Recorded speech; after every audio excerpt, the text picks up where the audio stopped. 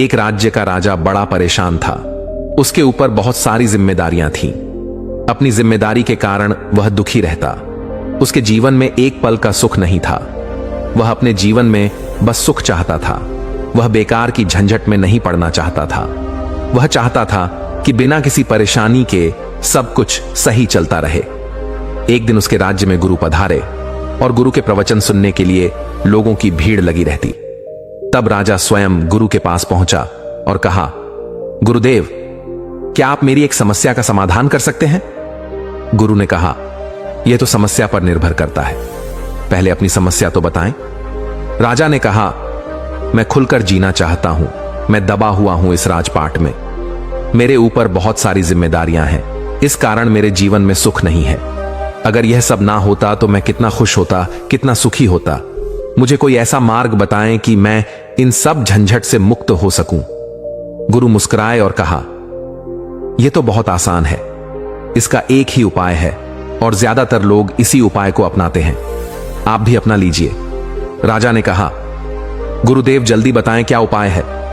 गुरु ने कहा, तुम अपना राजपाट मुझे देकर अपनी जिम्मेदारियों से मुक्त हो जाओ और चले जाओ यहां से अपना सुखी जीवन जीने के लिए। तुम आजाद हो जाओ। राजा ने कहा, पर गुरुदेव मेरी जिम्मेदारियों को जब मुझ जैसा राजा नहीं संभाल पा रहा, तब आप उन जिम्मेदारियों को कैसे निभाएंगे? आपका जीवन भी दुख से भर जाएगा। गुरु ने कहा, कोई बात नहीं, हम दुख उठा लेंगे। राजा अपने राज्य को गुरु को देने के लिए तैयार हो गया। उसने दरबार में सबके समक्ष गुरु का राज्य अभिषेक किया और खुद वह राज्य छोड़कर कहीं चला गया। जाते समय वह अपने साथ कुछ धन लेकर गया था। वह अपने जीवन को निश्चिंतता के साथ काटना चाहता था।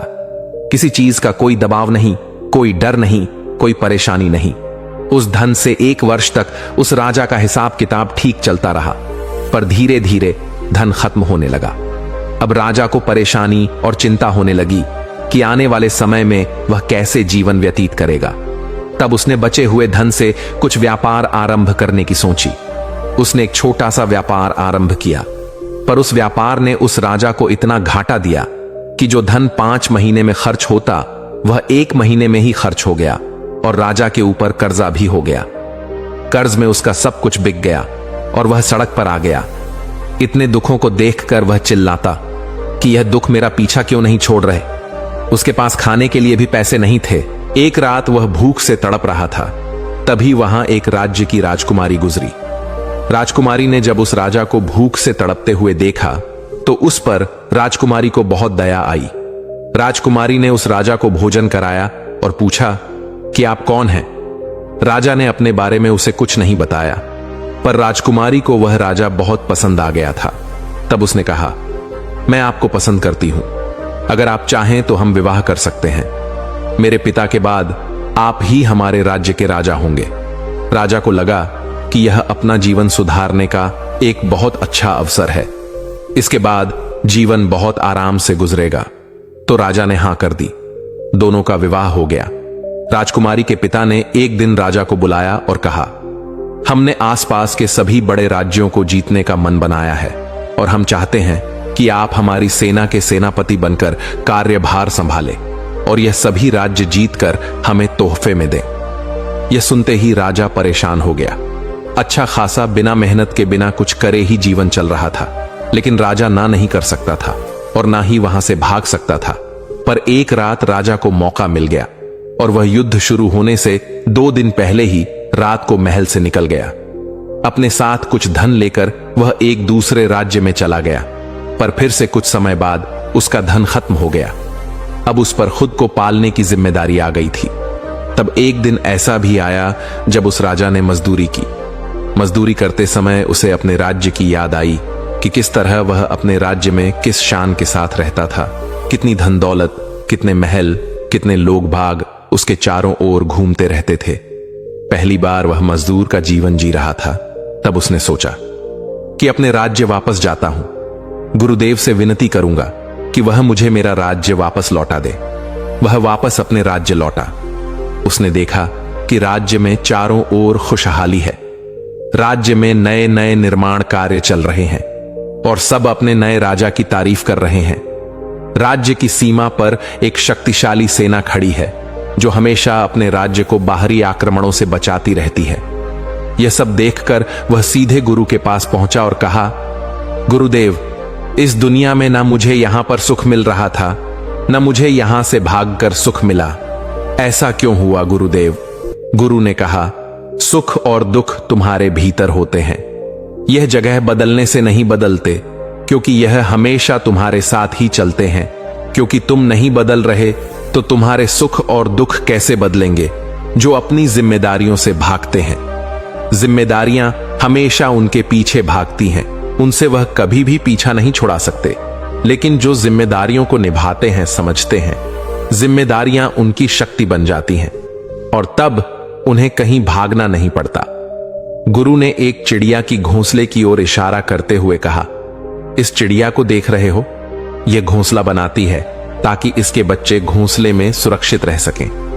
अगर यह इस जिम्मेदारी से भाग जाए तो क्या होगा?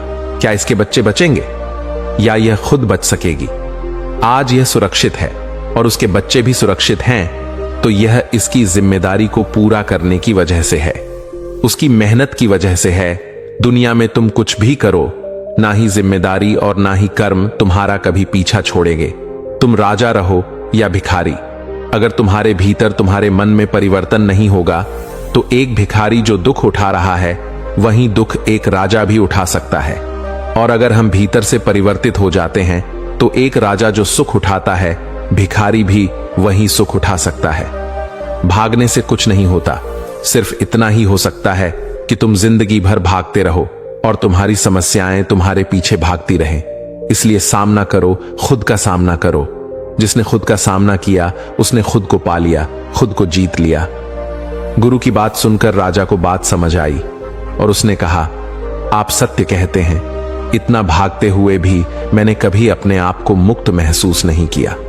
हमेशा लगता था कि अब पूरा पर रहा अधूरा ही। गुरु ने जब देखा कि राजा को अपनी गलती का एहसास हो गया है, तब गुरु ने राजा को उसका राज्य लौटा दिया और गुरु अपनी साधना में, अपनी यात्रा में वापस चले गए। अपने सांसारिक जीवन में या किसी भी जीवन में कभी भी बिना मकसद के अपनी जिम्मेदारियों से मत भागना, वरना समय कभी लौट कर नहीं आता। जो समय आप अभी भागने में गुजार देते हैं, उस समय को आप अपने आप को बनाने में भी निकाल सकते हैं। दोस्तों, उम्मीद है कि आपको इस कहानी से एक अच्छी सीख मिली होगी। यह कहानी आपको कैसी लगी हमें कमेंट बॉक्स में कमेंट करके जरूर बताएं और साथ ही इस कहानी को अपने दोस्तों के साथ जरूर शेयर करें ताकि उन्हें भी इस कहानी से कुछ सीखने को मिल सके। तो चलिए मिलते हैं एक और वीडियो में, तब तक के लिए अपना ख्याल रखें। धन्यवाद।